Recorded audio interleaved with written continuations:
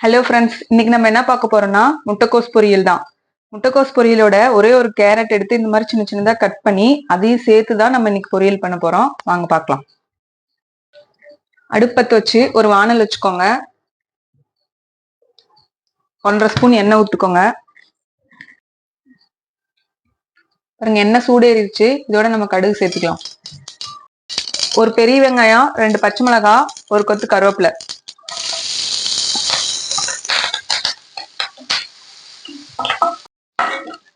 பாருங்க, எல்லாம் நல்லா வதங்கிருச்சு. இப்போ இதோட கொஞ்சமா இஞ்சி பூண்டு பேஸ்ட் ஒரு 1/4 ஸ்பூன் கூட எடுத்துக்கோங்க, போதும். இஞ்சி பூண்டு பேஸ்ட் சேர்த்து செஞ்சு பாருங்க, முட்டைக்கோஸ் பொரியல் நல்லா இருக்கும். பாருங்க, எல்லாம் நல்லா வதங்கிருச்சு. இப்போ இதோட நம்ம முட்டைக்கோசி கேரட்டையும் சேர்த்துக்கலாம். இதுக்கு நம்ம தண்ணி எல்லாம் சேர்க்க தேவையில்ல. ஏன்னா முட்டைக்கோஸ் அரிஞ்சு நம்ம வாஷ் பண்ணி வச்சிருக்கோம் இல்லையா, அதுல இருந்தே தண்ணி வரும். அந்த தண்ணியே நம்மளுக்கு போதும். இப்போ இதோட மஞ்சத்தூள் ஒரு 1/4 டீஸ்பூன், தேவையான அளவு உப்பு சேர்த்துக்கோங்க. சேர்த்து எல்லாம் நல்லா மிக்ஸ் பண்ணி விடுங்க. இதுல இருந்த தண்ணி எல்லாம் வெளியே வரணும்.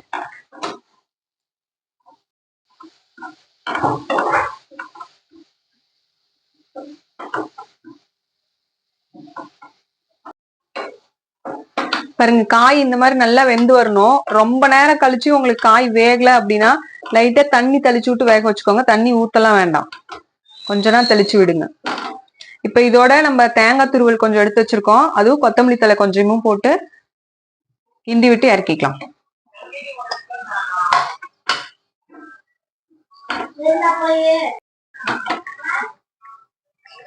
அவ்வளவுதான் ஃப்ரெண்ட்ஸ், பாருங்க நம்ம பொரியல் நல்லா ரெடி ஆயிடுச்சு. இந்த மாதிரி நீங்களும் இஞ்சி பூண்டு பேஸ்ட் போட்டு கேரட் சேர்த்து செஞ்சு பாருங்க, நல்லா டேஸ்டா இருக்கும். இந்த வீடியோ உங்களுக்கு பிடிச்சிருந்தா லைக் பண்ணுங்க, ஷேர் பண்ணுங்க, சப்ஸ்கிரைப் பண்ணுங்க. பாய்.